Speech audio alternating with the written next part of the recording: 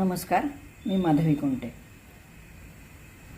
डिझाईनचे दिवे, दीपपूजन मग डिझाईनचे दिवे करते. गोल करून घ्यायचा, मुरड घालायची व्यवस्थित.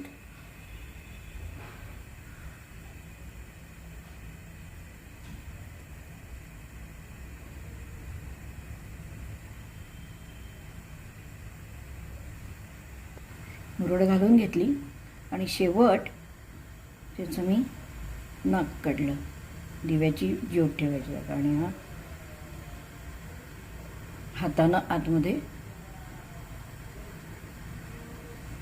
गोल करून घेतला.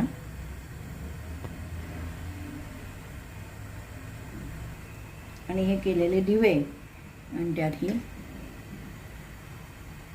वात.